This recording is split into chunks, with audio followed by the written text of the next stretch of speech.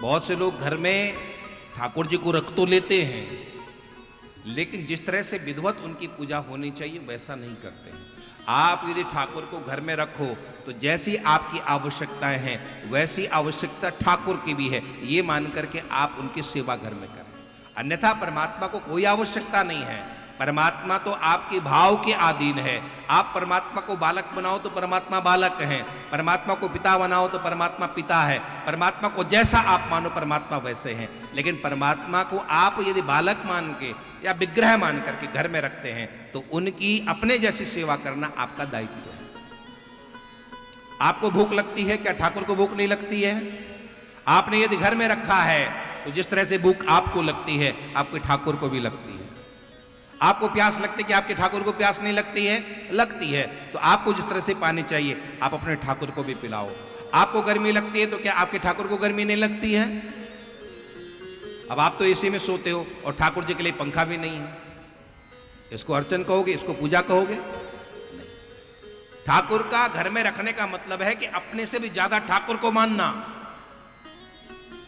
मैं आपसे एक बात पूछूं, आप अपने बेटे को बहुत प्यार करते हो, आप एसी में सो जाओ और बेटे को भरी गर्मी में बाहर पंखे में सुलाओ, ऐसा संभव होगा आपके लिए?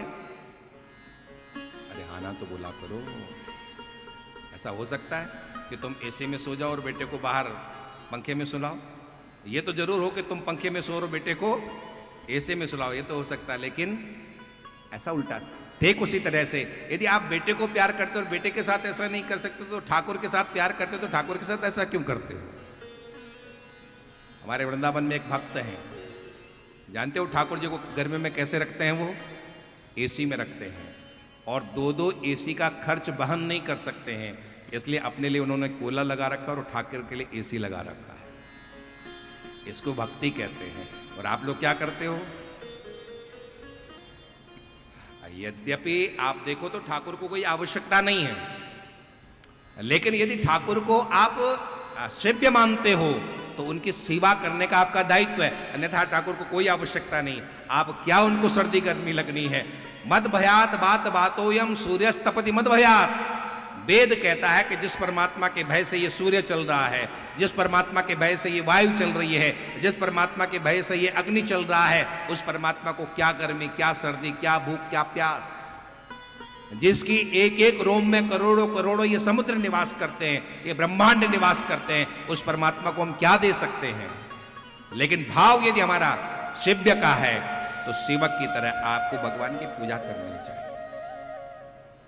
वल्लभ कुल में ठाकुर का बाल रूप का पूजन है। हमारे जज साहब यहां पर बैठे हैं वल्लभ कुल वाले, और आप लोगों में भी वल्लभ कुल वाले होंगे। वल्लभ कुल वाले होते हैं बिल्कुल बालक की तरह। श्री वल्लभाचार्य जी ने ठाकुर की सेवा बिल्कुल बालक की तरह की है।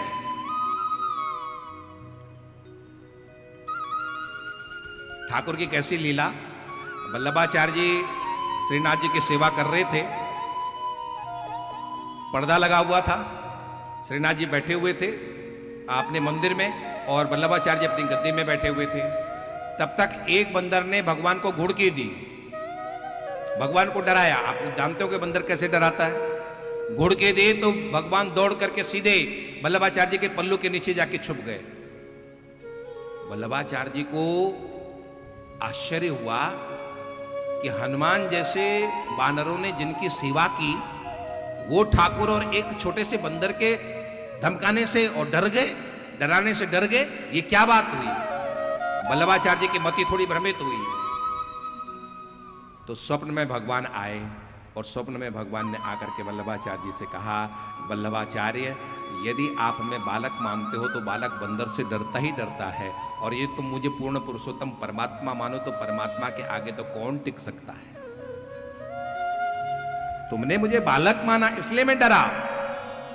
तुम्हारी सेवा बालक की सेवा है, तो बालक तो बंदर से डरता ही डरता है। यदि मैं बंदर से नहीं डरता तो बालक कैसा? तो इसीलिए भगवान कहते हैं अर्चनम, हम भगवान की अर्चना, भगवान की पूजा उसी तरह से करें। जो हमें आवश्यक है वो भगवान को भी आवश्यकता है।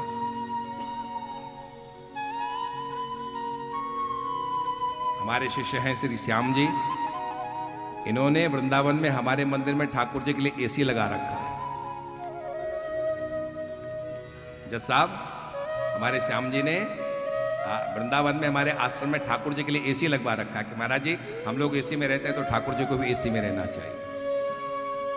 भगवान को कोई आवश्यकता नहीं है, लेकिन ठाकुर तो भाव के हैं।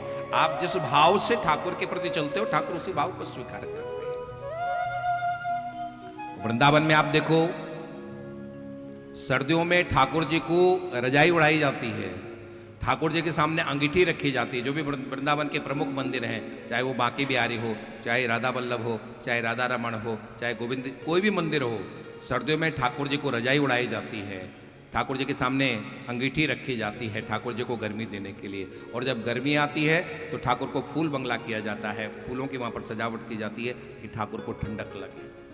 ये भाव है भक्तों का, ये उस भाव के साथ में वो भक्त चलते हैं कि हमारे ठाकुर को, हमें आवश्यकता है तो हमारे ठाकुर को भी तो आवश्यकता पड़ेगी।